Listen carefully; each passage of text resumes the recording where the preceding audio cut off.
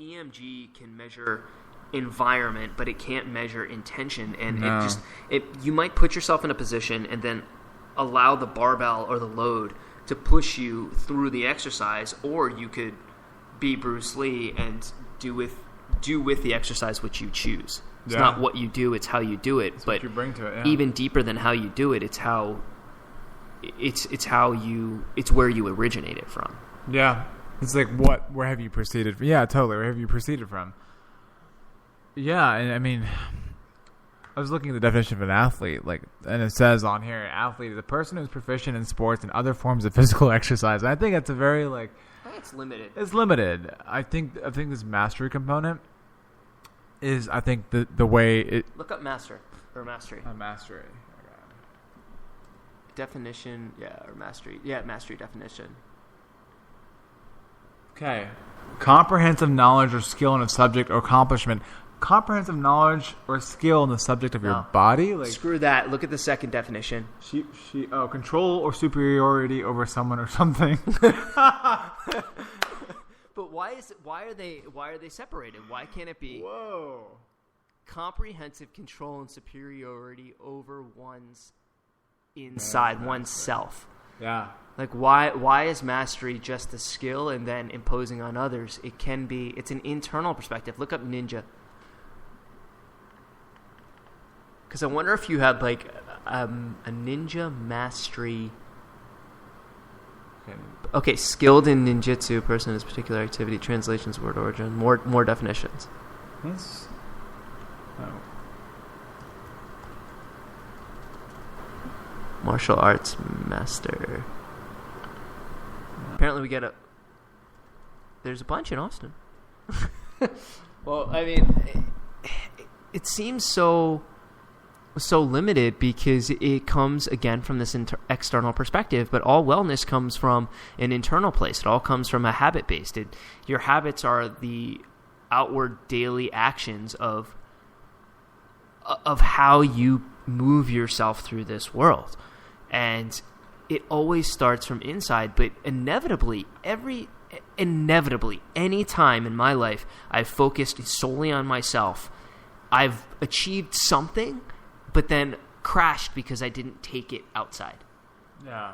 So it has to, but at the same time, if you start outside like Nick has, you are lacking something so deeply inside that you're always missing something, and you inevitably get injured, whether it's physically, mentally, spiritually. If you're always from the outside in, the only way for true wellness to exist is to start from the inside and spiral it through you. Mastery, in an internal sense that develops with consciousness and moves outward, that connects outward, that my wellness starts within me and then boils and flows my cup, right? Like it fills my internal cup until it flows over and fills others' cups. And now all of a sudden I've become focused on me and it's become about others. But now it's whole. Now I'm whole.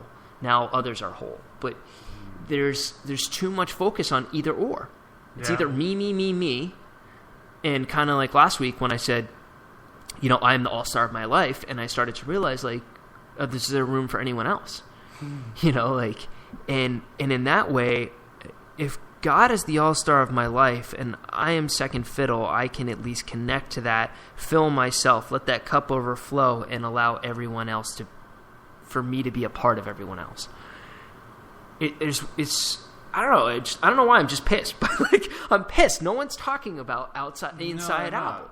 And they're not even you can take this even deeper. This is movement and the habits, and you can go even deeper. But you can even go into the nutritional community is a different level too. That's another level. It's even a different level of intimacy with your body. You're putting things in, it's going in you, right?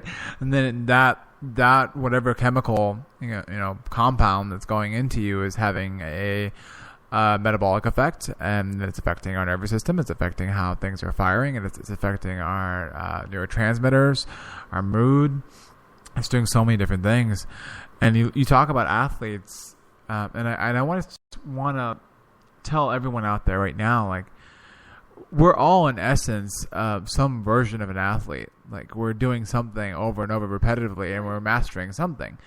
Now, here's the important thing to understand. Like I think there's a big issue amongst the overall community of human beings, and there's a separation between, this athlete's put on a pedestal. All the things he's learning must be just for athletic performance, and athletic performance is not applicable to my life. And athletic performance is absolutely applicable to your life. If anything, it should be like the crux. It should be the centerpiece of your life. Like business is a part of your life. I mean, you could be a business athlete. Yeah. I mean, like, why is the word athlete a physical performance name? Like, why isn't it more transcendent than that? I mean, like you are. Don't you want to be a spiritual athlete, a physical athlete, a nutrition athlete? Don't you want to be a business athlete, a family athlete? You want to be something more than it's that. What was that definition? Find me. What was the athlete definition? Like, what if we just substitute athlete? Yeah, definition. Okay, so it's a person who is proficient in sports and other forms of physical exercise. Okay, so what if that is a person who's proficient in business and other forms of life? A person who is proficient in eating and relationships. A person who is proficient in, forms of physical wellness. Like, why is it sports? Like, you are a athlete of your life, and athletes play on teams, and teams succeed together. Yeah, and I mean, in all essence, like your performance is always being evaluated. Right. Whether it is in a relationship, in the bedroom, amongst your peers, with bosses, whatever it is, money, it's always being evaluated. And this whole field of, there's a field of biohacking, there's a field of human optimization, with Onnit.com. And I think Onnit's done a good job of seeing the human body as this kind of like total, well-rounded, complete being, and you have to kind of feed these different aspects of the being to optimize the level of performance you bring to your life and then everyone around you. I think they've done a pretty good job with it. There's probably some missing pieces here and there, as with anything, but I think that's a wonderful thing they've done is said, hey, it's not just six-pack abs.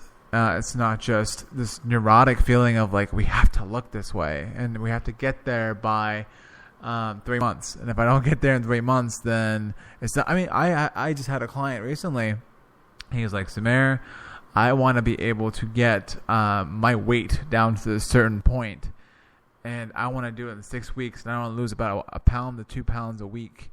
And I want to get there, and if I can just eat brisket and strawberries, so be it. And I'm like, man, brother, that's... And I sat down looking at his goals, and I'm like, I'm going to honor your goals. Number one, I'm going to honor that you said this to me. Mm-hmm.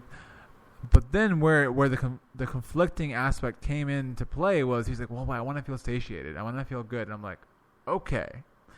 You want to feel good and you want to feel satiated, yet what is overflowingly like important also at the same token is this external piece of losing weight, numbers on a scale, and then losing inches on your waist so you can look a certain way.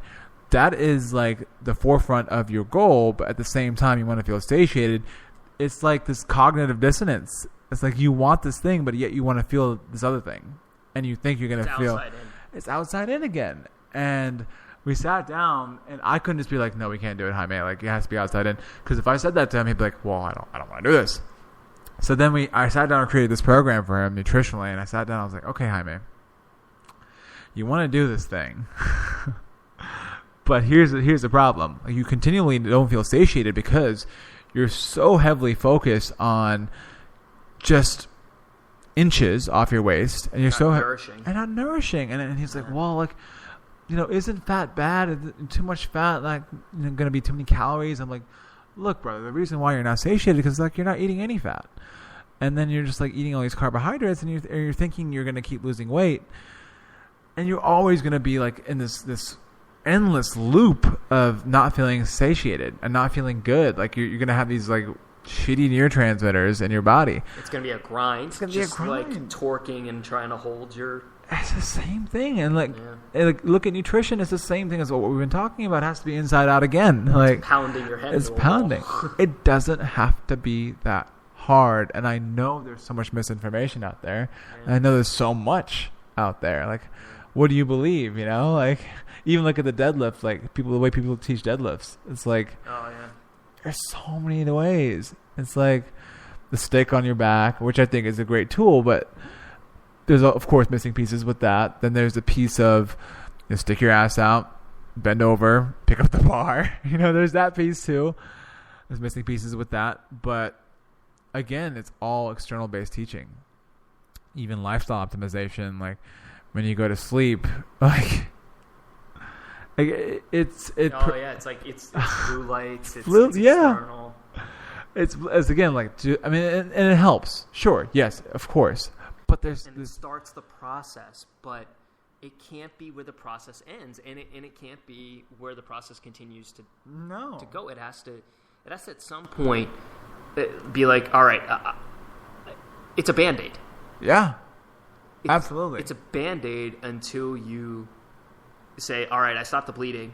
I switched my white lights in my bedroom to low blue lights, and I wear low blue light glasses before I go to sleep because it helps, it keeps the my melatonin at right levels. Okay, that's a Band-Aid. Yeah. Next, you can't just continue to dive into changing every bulb in your apartment or your house to low blue light. Like, you can't just continue to push the external perspective. Yeah. And maybe if you're looking at the next step is like, what supplement do I take? Again, you're continuing to push externally, and we're just talking about sleep here.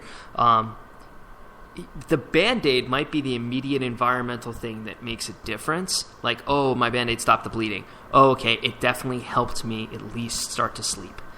But now, where am I inside?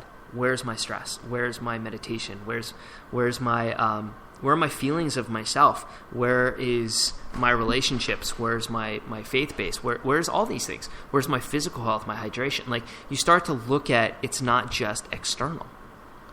You can't just keep pushing. You can't just keep adding more blue lights to your house and think you're going to sleep better. No.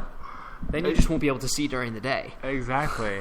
And I think there's this disparity between like day consciousness and night consciousness, and people, like, you literally have to let go of day consciousness to fall asleep. You have to fall like from daylight consciousness to this like deeper level of rest. Right. And rest isn't external. It isn't. In fact, when you hit REM sleep, it's all internal, because during REM sleep, you have a signal that causes a temporary muscle paralysis, so that you're not dangerously acting out the neurologic chaos that's going on inside and all the rewiring and all the dreaming and all the learning states. So there's definitely a sense that your body in a sleep state, it externally dies. It goes paralyzed for a time, and you are living internally. Mm-hmm. So if you never switch from day consciousness to night consciousness, how are you going to access that? You can't. Yeah, you just can't. Got any grapes? Yeah, and that's powerful too, because like there's so many people that struggle with sleep and insomnia, and it is a continual process of letting go. And I think the tank does a good job of like putting someone, at least what my experience, putting me in a situation where I have no choice but to face what's coming up inward, and I have to go from inward to outward. But really, it's just like, okay, I'm feeling this thing inward, let go of that. Feeling this next thing, let go of that. Feeling this next thing, let go of that. I'm feeling tension in my shoulders, let go of that. My breathing is belabored, let go of that. And it's just like, it's almost like you have to fall into the state. And even with mobilization, if you're doing soft tissue work, if you're tensing up, if you're wincing and you're making this pain face and you're just like constricting because it's like, oh my God, this ball's on my scap, I can't control it, oh my God. You can't let go of tension. Like, you have to just, even when that thing is on your back, you have to go deeper and like breathe and let go. And then that tissue is going to mobilize. And you can even go with mobilization. You can talk about that. The same fucking thing.